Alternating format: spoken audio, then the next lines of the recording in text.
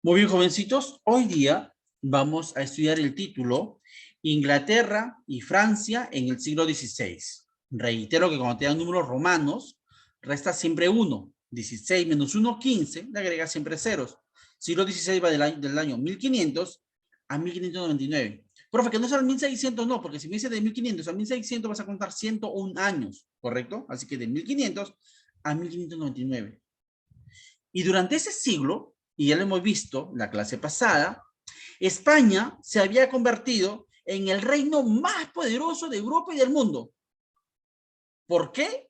Principalmente porque habían conquistado a incas y aztecas, fundando el virreinato de la Nueva España, que recuerda que es México, y el virreinato del Perú. Pero a ello hay que sumar de que los reyes españoles habían heredado por matrimonios muy convenientes, habían heredado otros reinos. Por ejemplo, habían heredado, en este caso Carlos I, el Sacro Imperio Romano Germánico por vía paterna. ¿Ok? Así que España era la potencia. Y España, durante el siglo XVI, fue gobernada por la dinastía de origen austriaco, la dinastía Habsburgo, ¿correcto?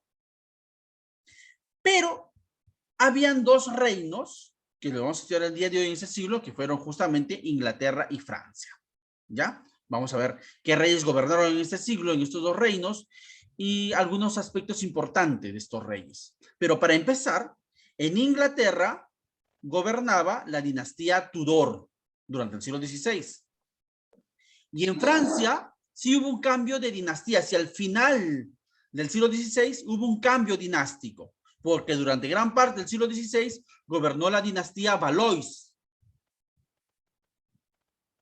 la cual va a ser reemplazada por la dinastía Borbón. ¿Sí? Ahora bien, entremos de lleno a ver primero a Inglaterra. Antes de empezar a ver Inglaterra, quiero que usted vaya asumiendo lo siguiente. Durante el siglo XVI, España fue la potencia. En el siguiente siglo, el siglo XVII, va a dejar de ser España y quien le va a arrebatar el título de potencia va a ser Francia. ¿Ya? Las causas de eso lo veremos más adelante. Y el próximo año veremos cómo Inglaterra se convierte en la nueva potencia desde el siglo XVIII. Ok, entonces vayamos a Inglaterra.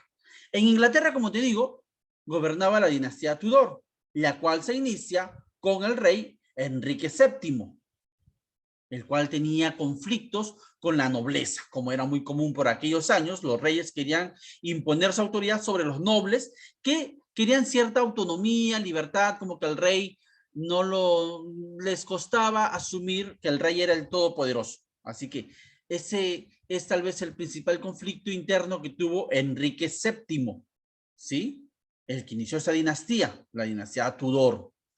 Enrique VII, su sucesor va a ser Enrique VIII, del cual harto hemos hablado. Pero recuerda que entre Enrique VII, padre, y Enrique VIII, su hijo, estuvo su hijo Arturo, el cual murió.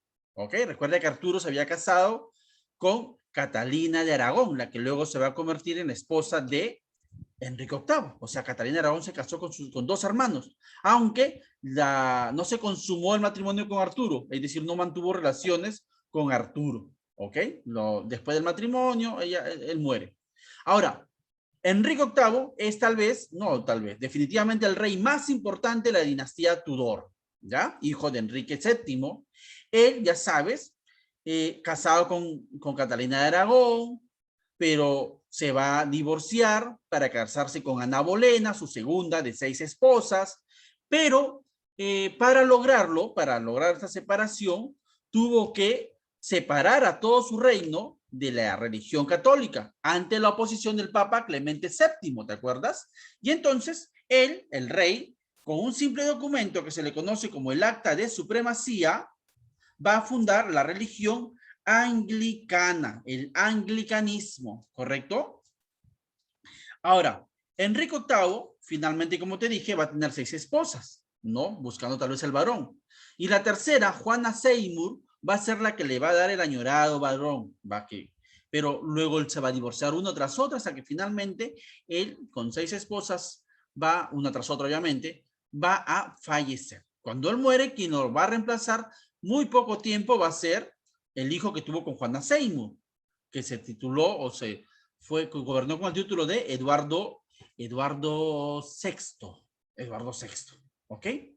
Pero tras la muerte de Eduardo, van a gobernar una tras otras sus hijas, ¿ya? María I, la hija que tuvo con Catalina de Aragón, la cual intentó reimponer el catolicismo en su reino, pero lo hizo de una manera muy sangrienta, persiguiendo, aniquilando a sus opositores anglicanos. Eso generó más bien una actitud de rechazo ante esta reina, que le comienzan a llamar la reina sangrienta o la sanguinaria, María I. Tras la muerte por causas naturales de María, quien la va a reemplazar es su media hermana, Isabel I. Ya no es que se enfrentaron, no. Isabel llega al poder tras la muerte por causas naturales de su hermana María I. E Isabel I, hija de Ana Bolena, es la que finalmente va a consolidar el anglicanismo, ¿ok? A esta Isabel se le va a conocer como la reina virgen, porque ella va a morir sin un heredero, no va a casarse, ¿no? Por eso se le llama la reina virgen.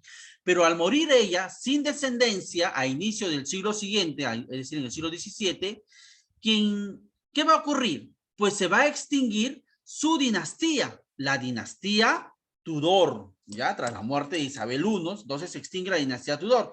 Y en ese momento ocurre un cambio de dinastía en Inglaterra, pero ya eso ocurre en el siglo posterior, repito, en el siglo XVII. En el siglo XVII, tras la muerte de Isabel, va a ascender la dinastía Estuardo, ¿ya?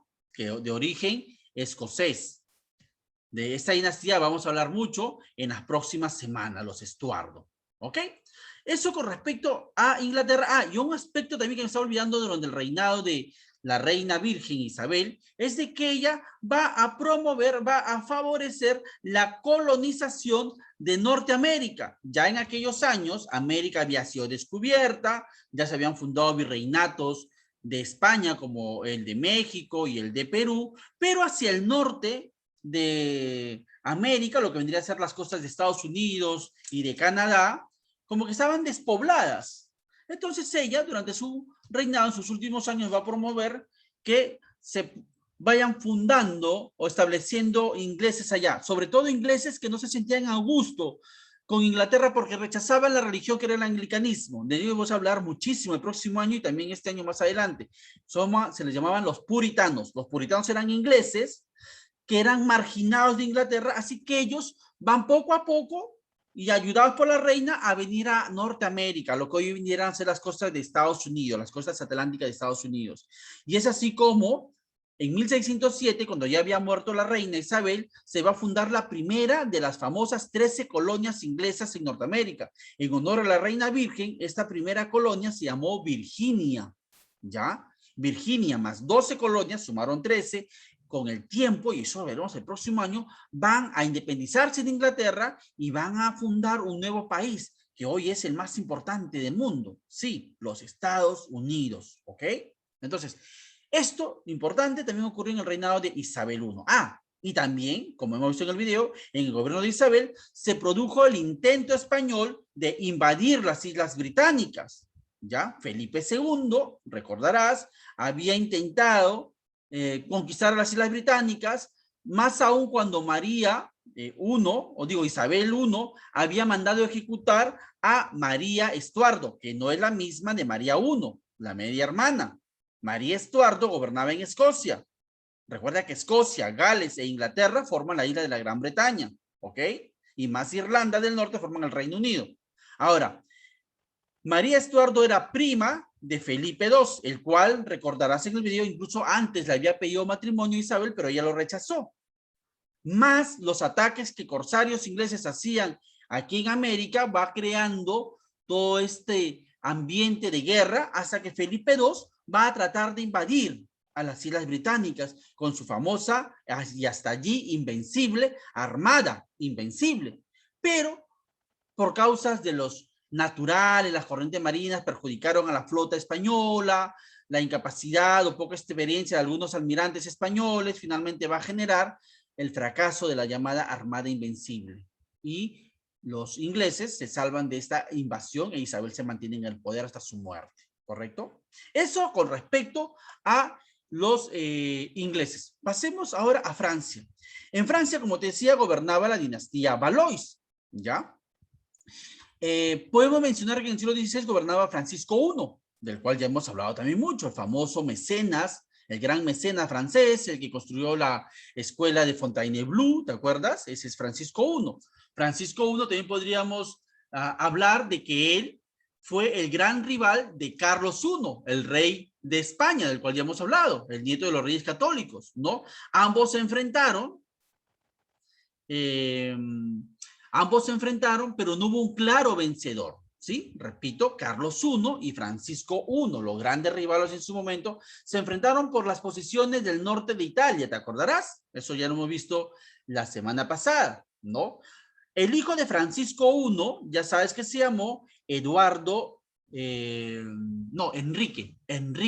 II, ¿sí? Enrique II, el hijo de Francisco I. Y Enrique II pasa a la historia, ¿no? Porque él va a ser el que finalmente, continuando el conflicto contra los españoles, va a ser el gran rival del hijo de Carlos I de España, el cual era Felipe II, sí, el de la Armada Invencible. No te pierdas, ¿ok? De aquí alguna duda, donde te hayas perdido, no te preocupes, que te la absolveré. Aunque esto, como ya te repito, lo hemos visto la semana pasada. Pero finalmente, en esta guerra entre el rey francés Enrique II y el español Felipe II, quien va a terminar ganando va a ser Felipe II, que en la batalla de San Quintín logra vencer al francés e imponiéndole la paz de Catiu-Cambresis, por la cual básicamente España se convierte, consolida el dominio de Europa y de todo el mundo prácticamente, ¿correcto? Pero tras la muerte de Enrique II, quien lo va a reemplazar, van a ser sus tres hijos, uno tras otro. Pero aquí en Francia otra vez aparece una supuesta maldición, ¿no? Que va a desembocar en el final de esta dinastía, los Valois. Es decir, después de Enrique II, quienes van a gobernar van a ser sus hijos uno tras otro, ¿correcto? El primero va a ser Francisco II, el cual muere. Luego va a ser Carlos IX, quien también muere al poco tiempo. Y su tercer hijo es otro Enrique, pero este es Enrique III. Repito, Francisco II, Carlos IX y ahora Enrique III, ¿no? Ahora, en el tiempo de Enrique III va a surgir en Francia la llamada Guerra de los Tres Enriques.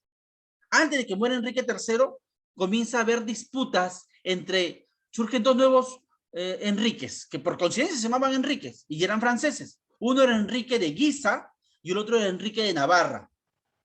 Los tres como que se enfrentan por el poder. Y en Francia, recuerda que había la guerra entre católicos y los calvinistas, o también llamados los hugotones. Y Enrique de Guisa era católico. Enrique de Navarra era calvinista. Primero, el rey Enrique III manda asesinar a Enrique de Guisa. Y los que quedaban, el rey Enrique III y Enrique Navarra se había casado con la hermana de Enrique III, era su cuñado.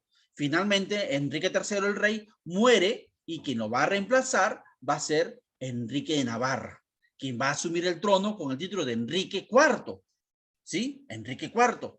Él es importante porque él va a poner fin a la larguísima guerra que había en Francia, la guerra entre católicos y calvinistas.